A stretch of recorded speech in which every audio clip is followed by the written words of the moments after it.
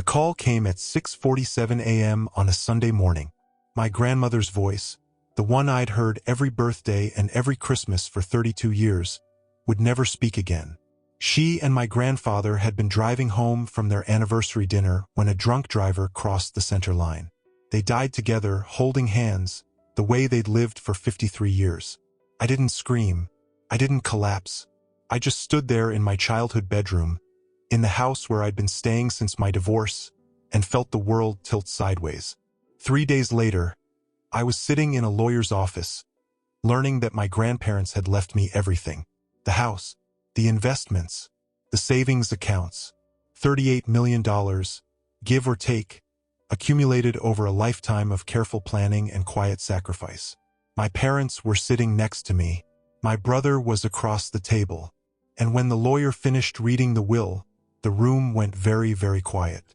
"That's not right," my father said, his voice flat. "There must be a mistake." "No mistake, Mr. Mitchell." The lawyer, a silver-haired man named Harrison who'd known my grandparents for 40 years, didn't flinch. "Richard and Eleanor were very specific. Their entire estate goes to their grandson, Daniel. No conditions. No exceptions." My mother's face had gone red. "But we're their children. We should." "You're not mentioned in the will, Mrs. Mitchell. Neither is your son, Kevin." Harrison looked at my brother, who was already calculating numbers in his head. "I'm sorry if this is difficult news, but your parents were clear about their wishes." The drive home was silent. Not the comfortable silence of people who don't need to talk. The dangerous silence of a storm building pressure. We were barely through the front door when my father grabbed my arm. "You're going to contest that will," he said. "You're going to tell that lawyer there was undue influence or dementia or something. That money belongs to this family." I pulled my arm free. "The money belongs to me. That's what the will says." "Don't be stupid, Daniel." My mother's voice was ice. "You don't deserve $38 million.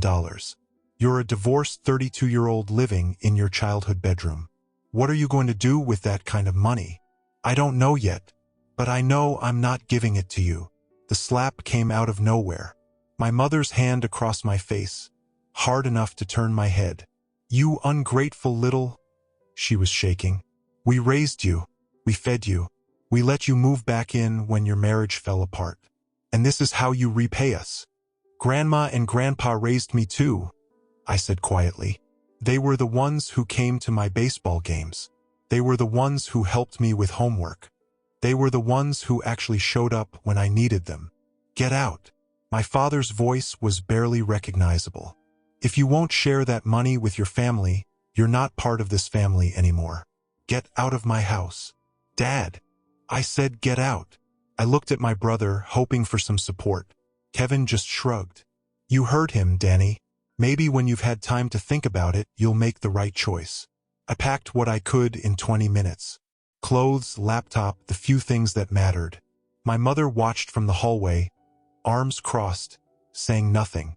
My father had already retreated to his study, slamming the door hard enough to shake the walls. At the front door, I turned back one last time. "I'm going to Grandpa's house," I said. "When you're ready to apologize, you know where to find me." My mother laughed, cold, bitter.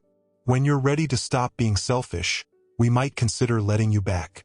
I drove to my grandparents' house in the dark, my face still stinging from my mother's slap. The house was quiet when I arrived. A beautiful Victorian on 3 acres, the place where I'd spent the happiest moments of my childhood. I had a key. I'd always had a key. Grandma had given it to me when I was 16, telling me I was always welcome, no matter what. I let myself in and walked through the empty rooms, touching the furniture, the photographs, the small mementos of a lifetime together. My grandparents were everywhere and nowhere. Their presence lingered like perfume, but the house itself felt hollow, waiting. I fell asleep on the couch in the library, surrounded by Grandpa's books and the faint smell of his pipe tobacco. And I dreamed of them, of Sunday dinners and Christmas mornings and all the moments that would never come again. I should have known my family wouldn't let it go that easily. I should have known they'd come for me. What I didn't know, what I couldn't have known, was who would be standing beside me when they did. That morning started like every other morning had for the past 6 months. I woke up on the couch in my parents' house, stared at the ceiling of my childhood bedroom, and wondered how my life had gone so wrong so fast. My name's Daniel Mitchell, and at 32, I'd somehow managed to lose everything I thought I'd built. The divorce had been finalized 4 months ago. Rachel, my wife of 3 years, had decided that she'd rather be with her yoga instructor than with the man she'd promised to love forever. I came home one Tuesday afternoon to find half our furniture gone and a note on the kitchen counter explaining that she needed to find herself and couldn't do that while being weighed down by our marriage. She found herself, all right, found herself in a beachfront condo in San Diego, paid for with half of everything I'd earned during our marriage. Meanwhile, I'd slunk back to my parents' house with 2 suitcases and what was left of my dignity. Living with my parents at 32 was not the plan. I'd been a successful sales manager at a tech company before the divorce. Good salary, nice apartment, the kind of life that looked impressive on social media even if it felt empty in person. But between the divorce settlement and the legal fees and the months of depression that followed, I'd burned through my savings faster than I'd thought possible. It's just temporary, I told myself every morning, just until I get back on my feet. That was 6 months ago. And every day, my parents found new ways to remind me of how disappointing I was. When Kevin was your age, he'd already made partner at his law firm, my mother said at breakfast one morning, comparing me to my older brother for the 1,000th time. He wasn't living in his parents' basement feeling sorry for himself. I'm not in the basement, Mom. I'm in my old room. Same difference. She didn't look up from her phone. Same difference. My father was worse in his own way. He didn't compare me to Kevin. He just looked through me like I'd stopped existing the day I moved back in. Conversations were perfunctory. Dinners were silent. I was a ghost in my own childhood home, taking up space that nobody wanted to give. The only bright spots were my grandparents. Grandpa Richard and Grandma Eleanor had been married for 53 years. They'd built their fortune slowly, carefully, through decades of smart investments and even smarter living. Grandpa had started as a construction worker and ended up owning half the commercial real estate in 3 counties. Grandma had been a schoolteacher who'd saved every penny and invested it wisely. Together, they'd accumulated the kind of wealth that most people only dream about. But they didn't act wealthy. They lived in the same Victorian house they'd bought in 1975. They drove sensible cars. They clipped coupons and turned off lights in empty rooms and treated every dollar like it mattered. Money doesn't make you happy, Grandpa used to tell me during our Sunday dinners. People do. Memories do. Money's just a tool. It's what you do with it that counts. I spent as much time with them as I could during those dark months after my divorce. Sunday dinners at their house, where Grandma would make her famous pot roast and Grandpa would tell stories about the old days. Wednesday lunches at the diner in town, where they'd been regulars for 40 years. Random visits whenever I needed to escape the suffocating disappointment of my parents' house. "You're going to be okay, Danny," Grandma said during one of our Wednesday lunches, 3 weeks before the accident. She reached across the table and squeezed my hand. "I know it doesn't feel like it now, but you're stronger than you think." "I don't feel strong. I feel like a failure." "You're not a failure. You're going through a hard time. There's a difference." She smiled, that warm smile I'd known my whole life. "Your grandfather and I believe in you. Always have.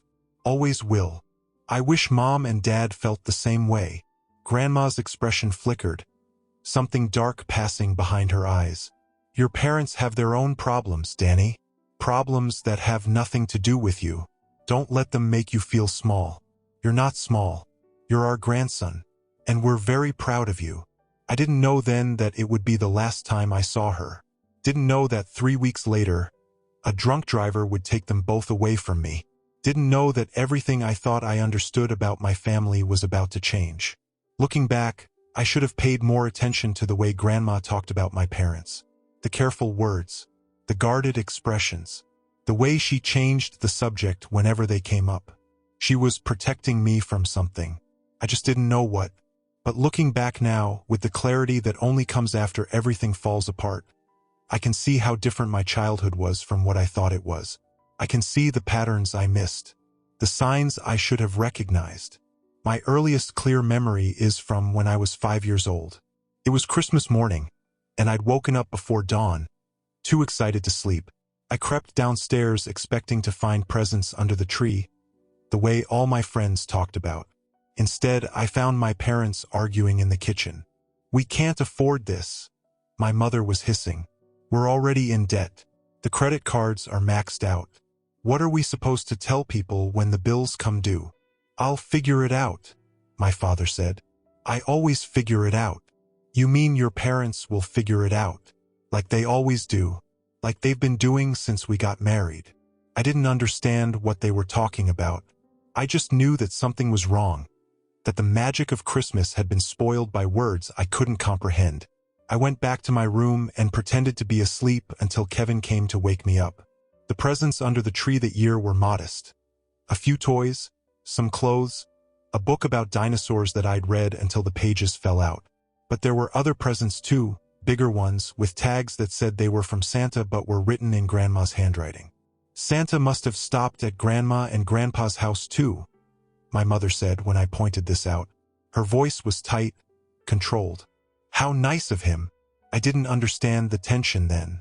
Didn't understand why my mother's smile looked more like a grimace, or why my father wouldn't meet Grandpa's eyes when he came to pick us up for Christmas dinner. I just knew that something was wrong, and that somehow my grandparents were at the center of it. As I got older, the pattern became clearer. My parents were always struggling, with money, with their marriage, with life in general. They talked about success constantly, about achievement and status and keeping up appearances. But underneath the talk, there was always desperation.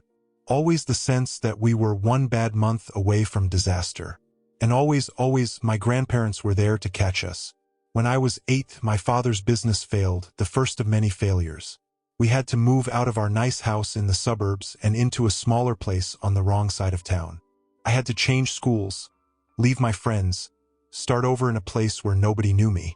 "It's temporary," my father kept saying. "We'll bounce back. We always do." But it wasn't temporary. And the bouncing back was always funded by quiet checks from Grandpa, by loans that were never repaid, by mysterious windfalls that arrived just when we needed them most. My grandparents never talked about the money, never made my parents feel small for needing it. They just helped quietly and consistently, asking nothing in return except that we show up for Sunday dinners and pretend to be a normal, happy family. I loved those Sunday dinners. They were the only time I felt truly at peace. Grandma would cook for hours, pot roast, mashed potatoes, green beans from her garden, apple pie with ice cream for dessert. Grandpa would tell stories about his youth, about building his business from nothing, about the lessons he'd learned along the way. "Hard work matters," he'd say, leaning back in his chair with a glass of whiskey. "But it's not the only thing that matters.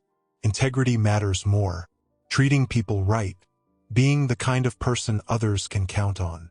I'd hang on every word, trying to memorize his wisdom, trying to become the man he was describing. My parents would nod and smile, pretending to agree, but I could see the resentment behind their eyes. They didn't want to be lectured. They wanted to be rescued. When I was 12, something changed. I didn't know what at the time. Just that my parents seemed angrier than usual, more desperate, more willing to say cruel things to each other and to me. Years later, I would learn that this was when they drained my college fund. When they'd taken the money my grandparents had saved for my future and used it to pay off their own debts. But I didn't know that then. All I knew was that Grandma started looking at my parents differently. With sadness, yes, but also with something harder. Something that looked almost like judgment. "You can always come to us, Danny," she told me one Sunday, pulling me aside while the adults were arguing about something in the living room. "No matter what happens, no matter what anyone tells you, you can always come to us." I didn't understand why she was saying this. Didn't understand why she sounded so serious, so urgent. I was 12 years old and the world still made sense. Parents loved their children. Families stuck together. Bad things happened to other people, not to us. "I know, Grandma," I said. "I know. But I didn't know. Not really. Not until much, much later. Through high school, through college, through my 20s, my grandparents remained constant. They came to my baseball games when my parents couldn't be bothered. They helped me with college applications when my guidance counselor was too busy. They celebrated my small victories and consoled me through my failures. When I got married, Grandpa pulled me aside at the reception. "I hope she makes you happy, Danny," he said. "But if she doesn't, if things don't work out, you come to us.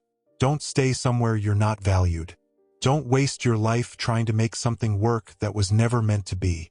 I thought he was talking about Rachel, about marriage in general. Now I wonder if he was talking about something else. If he was already thinking about the day when I'd need to choose between my parents and my own self-respect. The funeral was on a Thursday. Gray skies, cold wind, the kind of day that felt appropriate for burying the two people who'd loved me most in the world. I stood at the front of the crowd, between my parents and my brother, trying to hold myself together. The church was packed. My grandparents had touched a lot of lives in their 80-plus years. Former students of Grandma's, now in their 60s and 70s. Business partners of Grandpa's, men and women who'd built their own fortunes following his example. Neighbors, friends, distant relatives I barely recognized. My parents played their parts perfectly. My mother dabbed at her eyes with a handkerchief, designer, of course. My father shook hands and accepted condolences with the solemn dignity of a man who'd practiced this moment in the mirror. Kevin stood beside them, looking appropriately sad, already calculating what the inheritance might mean for his own financial planning. I was the only one actually crying. After the service, after the reception, after the endless stream of, "I'm so sorry for your loss," from people I'd never see again, the lawyer pulled me aside. "Daniel, we need to schedule a reading of the will. Your grandparents left specific instructions. Can it wait a few days? I'm not sure I can handle any more today." Harrison, the lawyer, shook his head. "I'm afraid not. Your grandparents were very clear. The will must be read within 72 hours of their funeral. Family only." I found my parents in the parking lot, loading leftover flowers into their car. "The lawyer wants to read the will," I said. "Tomorrow morning, 10 o'clock. My mother's eyes lit up. It was the first genuine emotion I'd seen from her all day. "Finally," she said, "I've been wondering what they decided to do with that money. Mom, they just died. Can we not talk about money for 5 minutes? Don't be naive, Daniel. People die. Money remains. It's important to know where we stand." My father put his hand on my shoulder. It was the first time he'd touched me in months, and for a moment, I felt a flicker of hope. Maybe grief would bring us together. Maybe this tragedy would remind us that we were family, that we loved each other, that nothing mattered as much as the people we had left. "Your mother's right," he said. "Let's get this sorted out. Then we can all move on." The hope flickered and died. The lawyer's office was in a restored brownstone downtown, all polished wood and leather chairs and the smell of old paper. Harrison sat behind his desk with a manila folder in front of him. My parents sat to my left, Kevin to my right. We were arranged like pieces on a chessboard, waiting for someone to make the first move. "Thank you all for coming," Harrison began. "I know this is a difficult time, but Richard and Eleanor were very specific about how they wanted this handled." He opened the folder and removed a single sheet of paper. "The will itself is straightforward. All assets, properties, and financial holdings of Richard and Eleanor Mitchell are to be transferred, in their entirety, to their grandson, Daniel James Mitchell." The room went silent. I could feel my parents' eyes on me, could feel the temperature drop by several degrees. "There must be a mistake," my father said. "No mistake. Richard and Eleanor updated their will 3 months ago. I witnessed the signing myself. They were of sound mind and clear intention." Harrison looked at my parents with something that might have been sympathy. "I'm sorry if this isn't what you expected. 3 months ago?" My mother's voice was sharp. "They changed their will 3 months ago? Why?"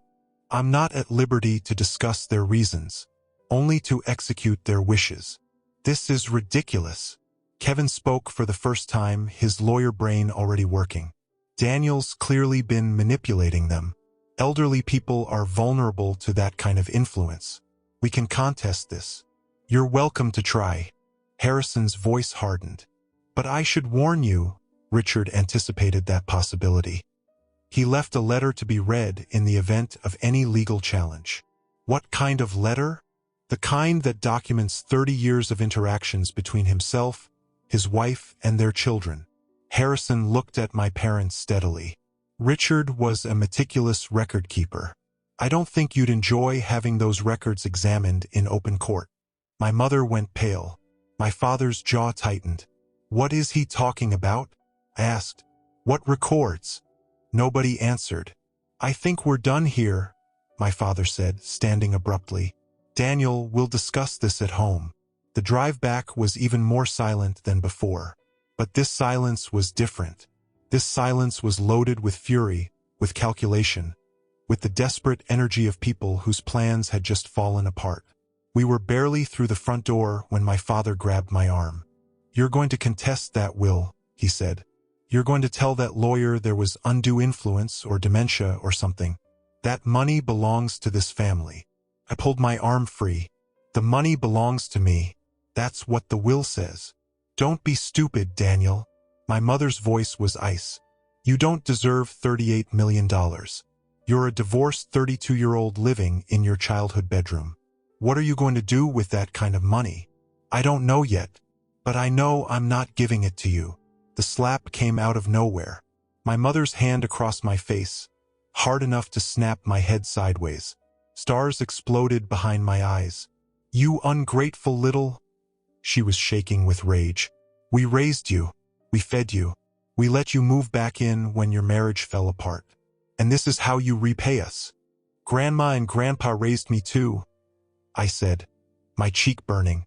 They were the ones who came to my baseball games when you were too busy. They were the ones who helped me with homework when you told me to figure it out myself. They were the ones who actually showed up when I needed them. My father stepped forward, his face purple. You have no idea what you're talking about. You don't know what we sacrificed, what we gave up, what they owed us. Owed you? They didn't owe you anything. They gave you everything and you... Get out. His voice dropped to something cold and deadly. If you won't share that money with your family, you're not part of this family anymore. Get out of my house. Tonight. Dad. It's 11 o'clock at night. I don't care if it's 3 in the morning. Get out. Now. I looked at Kevin, hoping for some support, some recognition that this was insane. But my brother just leaned against the wall with his arms crossed. Watching like this was a mildly interesting television show. You heard him, Danny. Maybe some time on your own will help you think clearly. I went upstairs and packed what I could. Clothes thrown into garbage bags. Laptop. The few books and photographs that actually mattered. My mother stood in the hallway, watching, making no move to stop me. When you come to your senses, she said as I carried the last bag past her, we might consider taking you back. The money would need to be divided equally, of course. That's only fair. Fair. I laughed, but there was no humor in it. You want to talk to me about fair? You hit me. You're throwing me out in the middle of the night. And you think you deserve $38 million because what? You happen to be born to the right parents. They were our parents first. And they chose to leave everything to me. Have you wondered why that is? Have you even once asked yourself what you did to make them cut you out completely? Her face went through several expressions. Anger, confusion, something that might have been guilt, before settling into cold fury. Get out. I got out. The drive to my grandparents' house took 20 minutes. The roads were empty, the night cold and clear. I kept expecting to feel something, grief, anger, fear, but instead there was just numbness. The emotional equivalent of white noise. The house was dark when I arrived. No lights in the windows, no signs of life. But I had a key and I had nowhere else to go. And somehow, being here felt right. Like coming home. I let myself in through the back door and walked through the empty rooms without turning on the lights. The moon was bright enough to see by, casting everything in silver and shadow.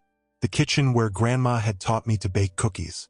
The living room where Grandpa had told me stories about the war. The library where we'd spent countless Sunday afternoons, reading together in comfortable silence. They were everywhere, and they were nowhere. I found the couch in the library and lay down without bothering to remove my shoes.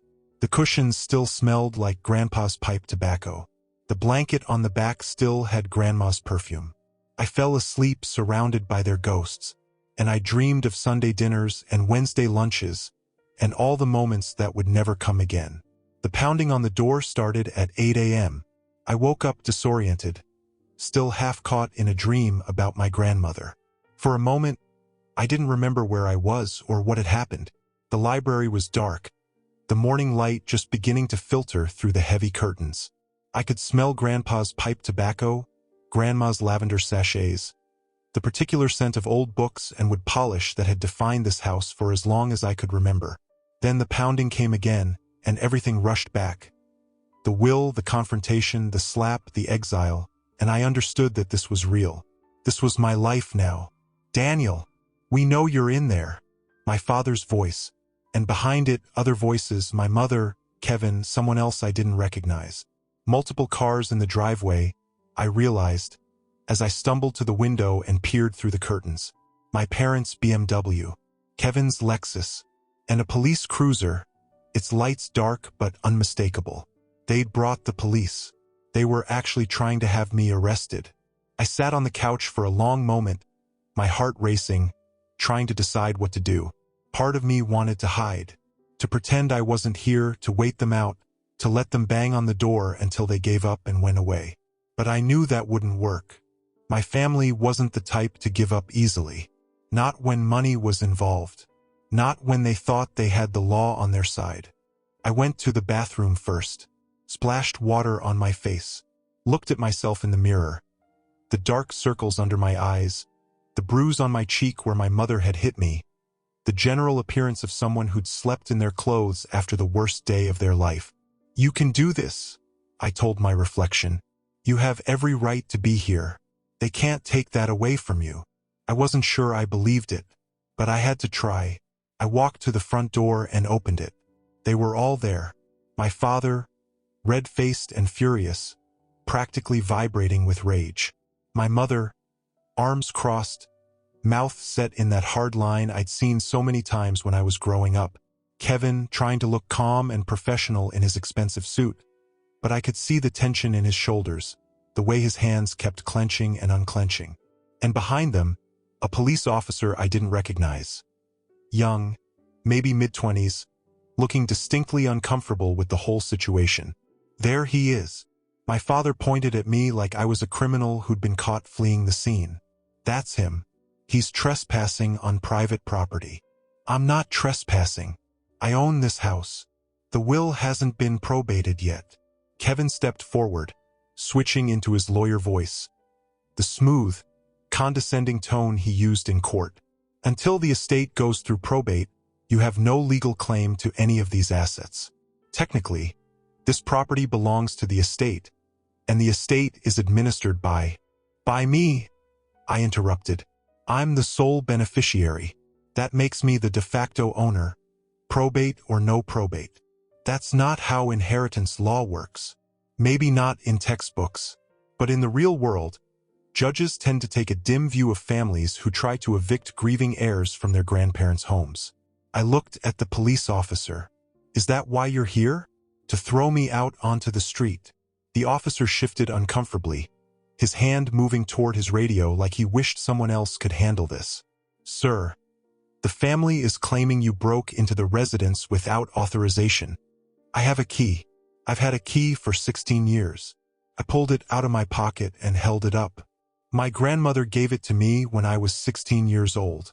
She told me I was always welcome here, no matter what. This house was my home more than my parents' house ever was." "He's lying," my mother said, her voice high and sharp. "He stole that key. He's been manipulating our parents for months, turning them against their own children. This is classic elder abuse. We should file charges." "Elder abuse?" I couldn't help but laugh. A bitter, broken sound that surprised even me. Grandma and Grandpa weren't being abused. They were being loved. They were being visited and cared for and appreciated. which is more than I can say for how you treated them. How dare you? When was the last time you came to Sunday dinner, Mom? When was the last time you called just to say hello, instead of calling to ask for money? My mother's face went through several colors, red, white, purple, before settling on a mottled shade I'd never seen before. She looked like she wanted to hit me again, but with the police officer watching, she couldn't. This is ridiculous, my father growled. Officer, I want him removed from this property immediately. He's not authorized to be here. The police officer looked between us, clearly wishing he was anywhere else. Sir, this seems like a family matter. The residence isn't secured. There are no signs of forced entry, and he does have a key. Without evidence of an actual crime. The crime is theft. My mother's voice cracked with desperation. He's stolen our inheritance. He manipulated two elderly people into changing their will. That's fraud. That's not a police matter. A new voice, deep and authoritative, came from behind me. That's a civil matter, and I'm here to make sure it's handled properly. I turned around, and there, standing in the doorway of the library like he'd materialized out of thin air, was a man I'd never seen before. Tall, silver-haired, probably in his late 60s, dressed in an immaculate three-piece suit that probably cost more than my car.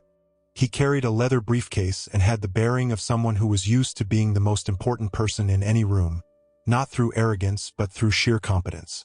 Who the hell are you? My father demanded. The man walked past me, through the foyer, until he was standing face-to-face with my family on the porch.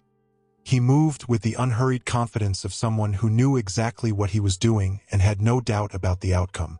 My name is Arthur Hendricks, he said. I'm the executor of Richard and Eleanor Mitchell's estate. I'm also their personal attorney, their financial advisor, and, as of 3 months ago, the trustee of a rather substantial trust that they established for their grandson Daniel. My parents' faces went white.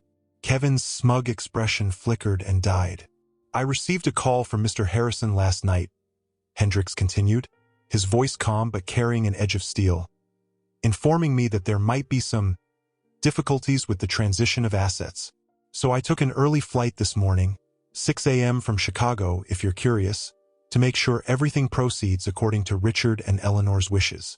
We have every right to be here, Kevin said, but his voice had lost its confidence. The lawyer facade was crumbling. This is our parents' property. Until probate is complete. This is Daniel's property. Or it will be, as soon as the accelerated probate filing is processed, which should take approximately 48 hours. Hendricks opened his briefcase and removed a thick folder. Your parents anticipated that their children might contest the will. They spent considerable time and resources preparing for exactly this moment. Preparing how? My mother asked. Her voice was smaller now, uncertain. The bravado was gone. Documentation, Mrs. Mitchell. Extensive, meticulous documentation. Hendricks pulled out a stack of papers at least 2 inches thick. Every check Richard wrote to bail out your husband's failed business ventures. Every mortgage payment he made when you couldn't, which was more often than you'd probably like to admit. Every loan that was never repaid. Every emergency that required immediate cash infusions. He paused, letting the weight of the words settle. And, of course, the trust fund. I felt the ground shift beneath my feet. What trust fund? Hendricks turned to me, his expression softening slightly.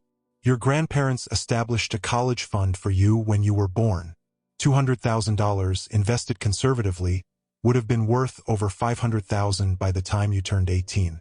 Your parents withdrew it when you were 12 and told Richard and Eleanor that you decided you didn't want to go to college. That's not... I couldn't finish the sentence. Richard knew. He always knew. But he couldn't prove it until recently, when he finally got access to the account records. Hendricks turned back to my parents.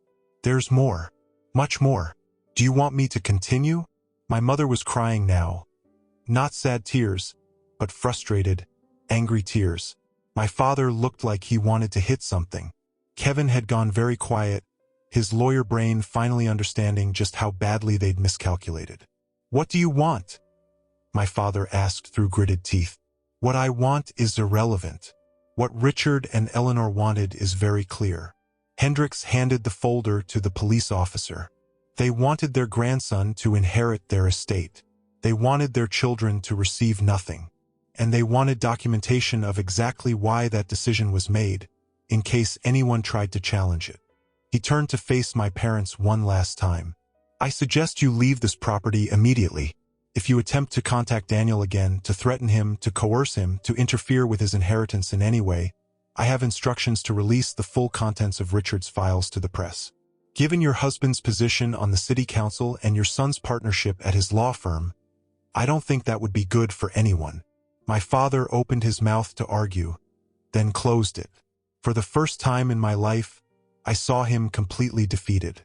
"This isn't over," he said finally. "Yes, it is." Hendricks smiled that cold smile again. "Richard made sure of it." They left. My parents, Kevin, even the police officer. They all got back in their cars and drove away, leaving me standing on the porch of my grandparents' house with a stranger who just saved my life. "I don't understand," I said when they were gone. "Who are you? How did you know to come here?" Hendricks's expression softened. "Your grandfather was one of my oldest clients, and one of my closest friends. He talked about you constantly, Daniel, about how proud he was of you, about how worried he was that your parents would try to take advantage of you after he was gone. He knew this would happen? He suspected. That's why he spent the last 3 years preparing. The new will, the trust fund, the documentation, all of it was designed to protect you. But why? Why didn't he just tell me? Why didn't he warn me what my parents were really like?" Hendricks sighed and sat down on the porch steps. After a moment, I sat beside him. "Your grandfather loved you, Daniel. But he also loved your father despite everything. He kept hoping things would change, that your parents would grow up, take responsibility, become the people he always hoped they'd be." He shook his head. "It never happened. And when your grandmother got sick last year—" "Grandma was sick? Cancer. Stage 2. The treatment worked, but it was a wake-up call. Richard realized he couldn't wait any longer. He couldn't keep hoping for a miracle. He had to make sure you were protected, no matter what. But then the accident. The cruelest irony." Hendricks's voice was heavy with grief. "They survived cancer, only to be taken by a drunk driver. Richard would have appreciated the absurdity of it, I think. He always did have a dark sense of humor." We sat in silence for a while, watching the morning sun climb higher in the sky. I thought about my grandparents, about all the years they'd spent protecting me without my knowledge, about the trust fund my parents had stolen, about the careful preparations Richard had made to ensure I'd be okay after he was gone. "What happens now?" I asked finally. "Now you grieve, you heal, you figure out what you want to do with your life." Hendricks stood up and brushed off his suit. "The estate will be fully transferred within the week. In the meantime, I'll handle any legal matters that arise. Your grandfather left very detailed instructions. And my parents? That's up to you. The documentation I mentioned, it's real and it's damning. If you wanted to press charges for the trust fund theft, you'd have a strong case. But Richard didn't want that. He just wanted it held over their heads as insurance. So they just get away with it? They get away with the money they stole, yes. But they lose everything else. The inheritance they were counting on. The power they had over you. The ability to control and manipulate." Hendricks put his hand on my shoulder. "Sometimes the best revenge is simply living well. Your grandfather understood that. Over the next few weeks, I settled into my grandparents' house. Their house. My house now. It was strange at first, living in a space so filled with memories of people who were gone. Every room held echoes of them. Grandma's reading glasses on the nightstand where she'd left them the morning of the accident, still waiting for her to pick them up. Grandpa's chess set in the library, pieces arranged for a game they'd never finish. His side already losing because Grandma was the better player and always had been. The garden they tended together for 50 years, now showing the first signs of neglect, flowers drooping without her daily attention. The first few nights were the hardest. I'd wake up at 3 a.m., convinced I'd heard Grandma's voice calling me down for breakfast. I'd walk into the kitchen expecting to smell coffee brewing and bacon frying, only to find darkness and silence. I'd sit in Grandpa's chair in the library, surrounded by his books, and feel his absence like a physical weight pressing down on my chest. But slowly, gradually, I started to make the house my own. I began with the practical things. The refrigerator needed to be cleaned out.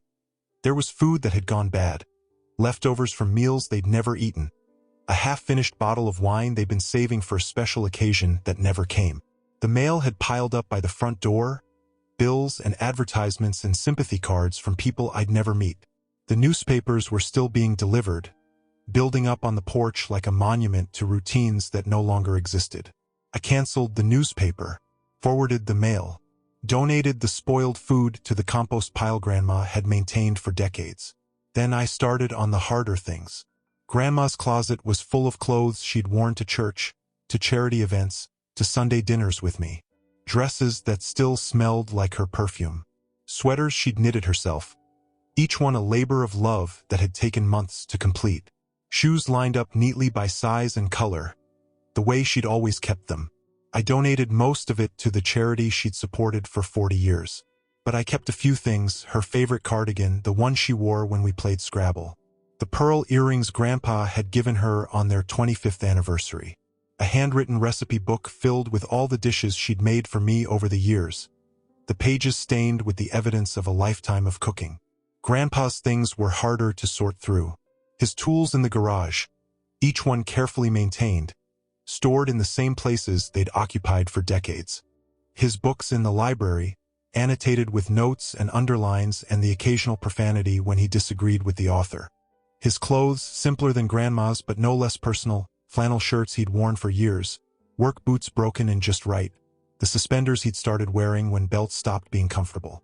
I kept more of his things than I probably should have. The tools because I wanted to learn to use them the way he had. The books because they felt like a conversation we'd never finished. A few of his shirts because sometimes, late at night, I could bury my face in them and pretend he was still here. The hardest part was the bedroom. Couldn't sleep there. Not at first. The bed where they'd slept together for 53 years. Where Grandma had read romance novels and Grandpa had done crossword puzzles. Where they'd whispered secrets and shared dreams and loved each other through everything life threw at them. I couldn't bring myself to disturb it, so I slept in the guest room instead. The room that had been mine when I was younger, when I'd stay over on weekends and pretend this was my real home. The bed was smaller, the mattress less comfortable, but it felt right somehow. Like I was still the kid who came here to escape, not the man who'd inherited everything. The days developed a rhythm. I'd wake up early, make coffee in Grandma's kitchen, sit on the back porch and watch the sun rise over her garden. Then I'd do something productive. Clean a room, organize a closet, tackle the mountain of paperwork that comes with inheriting an estate. Hendrix helped with the legal stuff, but there was still so much to do, so many decisions to make, so many pieces of their lives that needed to be sorted and filed and dealt with. In the afternoons, I'd explore the house, room by room, drawer by drawer, discovering things I'd never known about my grandparents. Love letters they'd written during Grandpa's time in the army, before they were married. Photographs from trips they'd taken, places I'd never known they'd visited.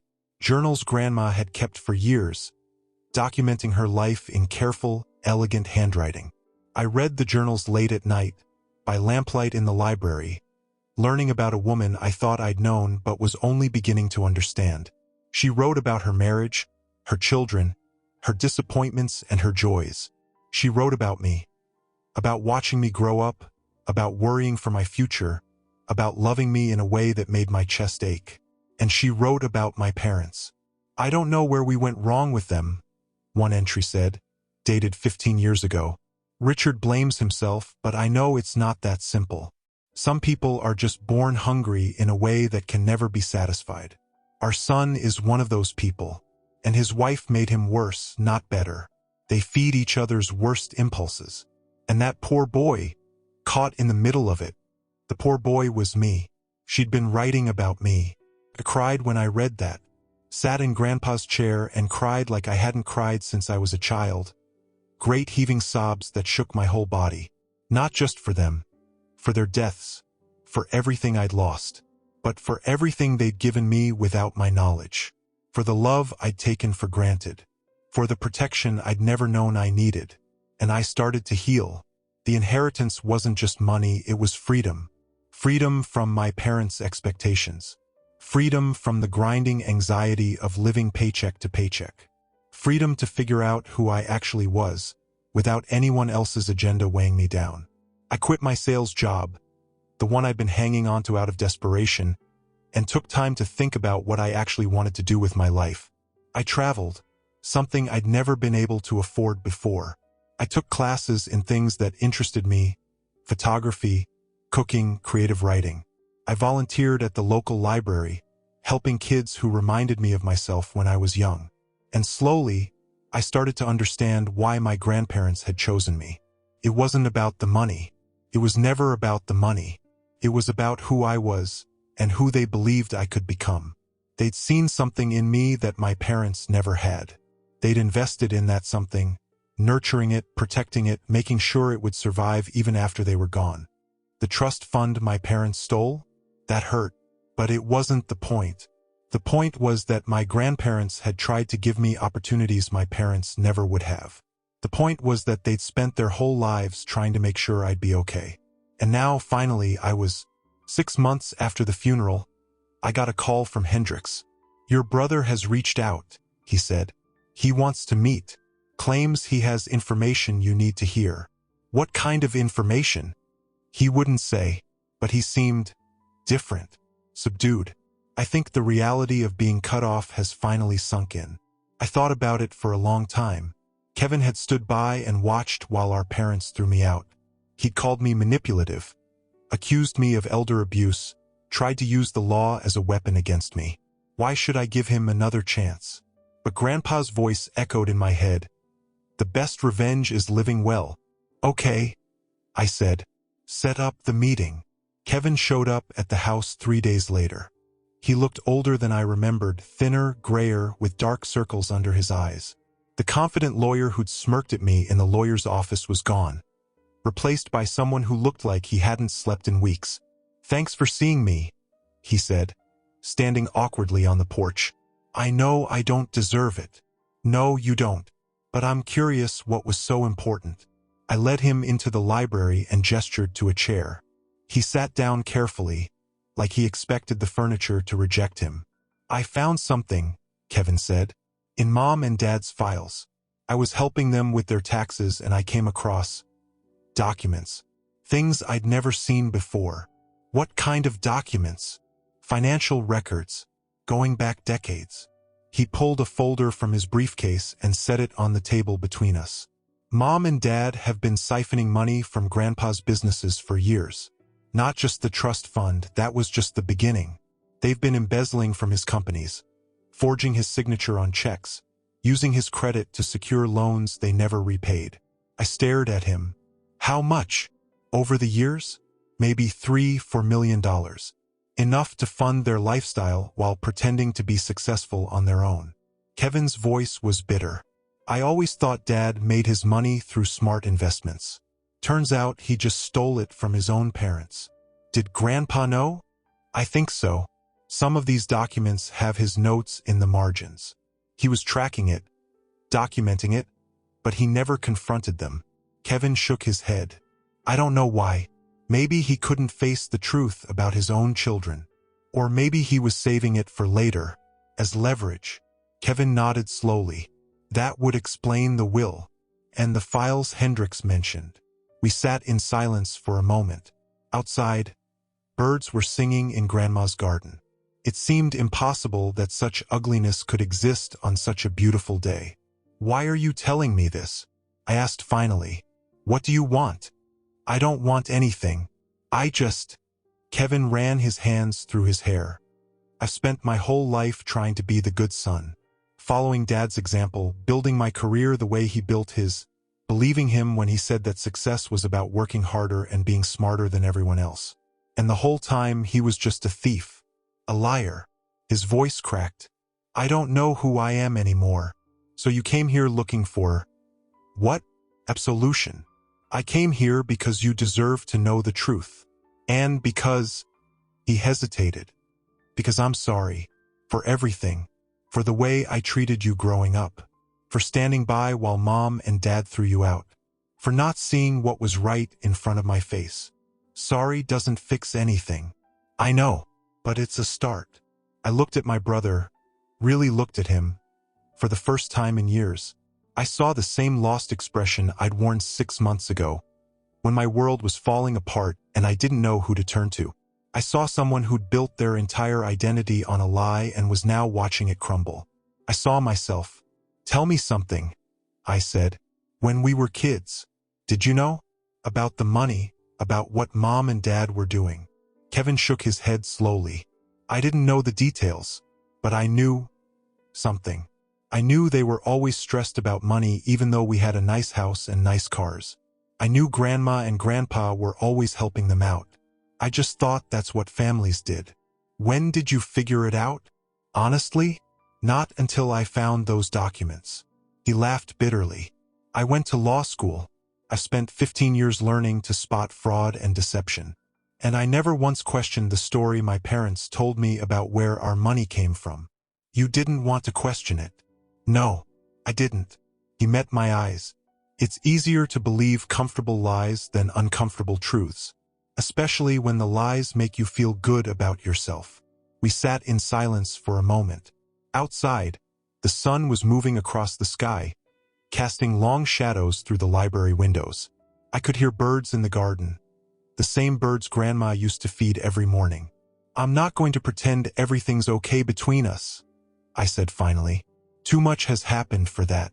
But if you're serious about changing, about being better, about being a different kind of person than our parents raised us to be, I'm willing to give you a chance to prove it. Kevin looked up, something like hope flickering in his eyes. Really? Really? But I mean it, you have to prove it. Not with words, with actions. Over time. I understand. He paused. What would that look like? Proving it, I thought about it. Start by cutting ties with Mom and Dad. Not because I'm asking you to choose sides, but because you can't become a different person while you're still playing by their rules. You have to break free. That won't be easy. They're already furious with me for coming here. I know. That's why it matters. Kevin nodded slowly, processing. What else? Therapy. Real therapy with a real professional. Someone who can help you understand why you are the way you are and how to change it. I've never been to therapy. Neither had I until 6 months ago. Turns out it helps. I smiled slightly. Though I should warn you, it's not comfortable. They make you look at parts of yourself you'd rather ignore. I can handle uncomfortable. Good, because that's what change is. Uncomfortable and slow. And sometimes it feels like you're going backward instead of forward. I leaned forward. But it's worth it. I promise you it's worth it. He didn't say anything for a long moment. Then he stood up and held out his hand. I'm going to try, Danny. I really am. I stood up and took his hand. But instead of shaking it, I pulled him into a hug. Awkward and stiff. The first time we'd embraced since we were children. He was tense at first, surprised. But then his arms came up and he hugged me back. That's all I'm asking, I said. That you try. He didn't make me regret it. Over the next year, Kevin slowly earned his way back into my life. It wasn't easy, and it wasn't quick. There were setbacks, moments when he fell back into old patterns, times when I wondered if I'd made a mistake trusting him. But he kept trying. He kept showing up. He kept doing the work. He cut ties with our parents, as I'd asked. It was ugly. Phone calls that turned into screaming matches, family gatherings he wasn't invited to, threats and accusations and all the drama that comes when you break away from toxic people. But he did it. For the first time in his life, he chose himself over their approval. He started therapy, found a good therapist who specialized in family dynamics and childhood trauma. Went every week, even when he didn't feel like it, even when it meant canceling meetings or rescheduling court appearances. He told me later that the first 6 months were the hardest. Digging up all the things he'd buried, facing all the ways he'd been complicit in our parents' behavior, understanding for the first time how his silence had hurt me. "I kept thinking I was the good son," he said during one of our now regular lunches. "The successful one. The one who had his life together. But I wasn't good. I was just obedient. There's a difference." "Yeah," I said. "There is."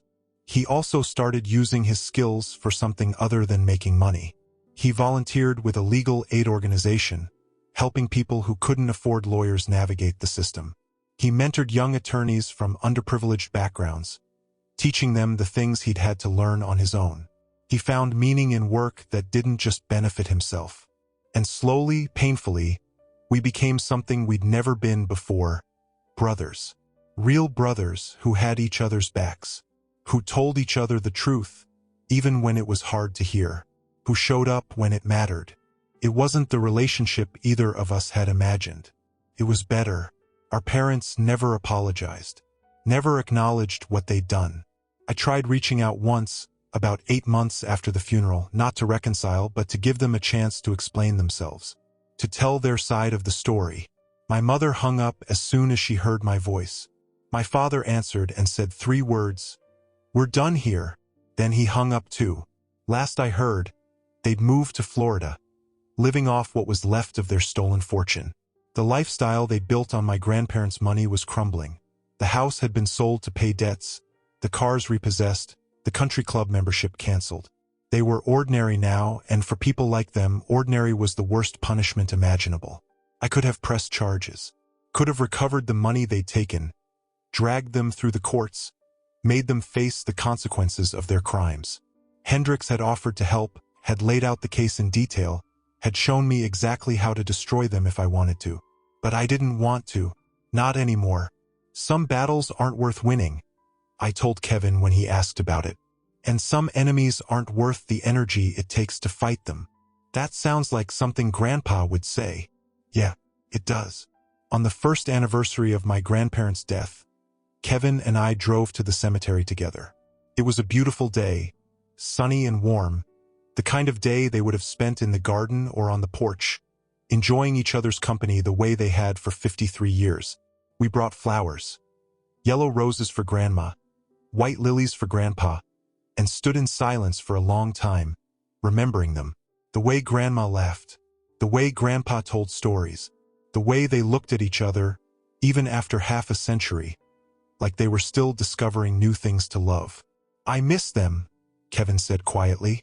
"I know I didn't deserve their love, not after everything, but I miss them anyway.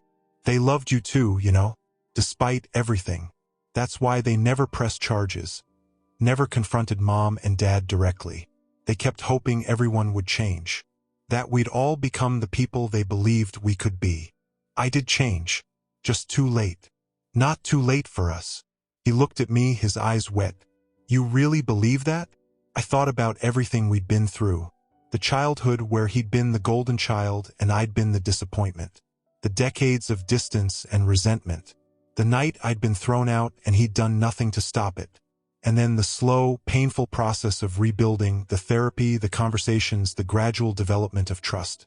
Hadn't been easy. Nothing worth having ever is. "Yeah," I said. "I really believe that." We stood there for a while longer, 2 brothers who'd found each other after years of being lost. The sun was setting, painting the sky in shades of orange and gold, and somewhere in the distance, a church bell was ringing. "What would they say?" Kevin asked. "If they could see us now?" I smiled, thinking of Grandpa's voice, Grandma's warm laugh, the love that had sustained me through the darkest moments of my life. They'd say they knew all along, that they always believed in us, that this— I gestured at the 2 of us, standing together, finally on the same side— was what they wanted all along. "You think so?" "I know so. Grandpa told me once that money was just a tool, that what really mattered was people and memories, and treating others the way you'd want to be treated." I looked at the headstone, at their names carved in granite, at the dates that marked the boundaries of 2 lives well lived. They used their money to protect me, but they used their love to save us both. Kevin didn't say anything. He just put his arm around my shoulder, a gesture that would have been unthinkable a year ago, and we stood there together, honoring the people who'd given us everything. I'd survived losing my grandparents. I'd survived being betrayed by my parents. I'd survived being thrown out with nothing and having to build a new life from scratch. But more than surviving, I'd learned something. Something my grandparents had been trying to teach me all along. Through their Sunday dinners and Wednesday lunches and quiet acts of love that I'd taken for granted. Family isn't about blood. It's about who shows up, who tells you the truth, who believes in you even when you can't believe in yourself. My grandparents showed up. Every time, without fail, they showed up. And now, finally, so did my brother. That was the real inheritance. Not the money, not the house, not the investments or the properties or any of the material things they'd left behind. The knowledge that love doesn't have to be earned. That family is a choice.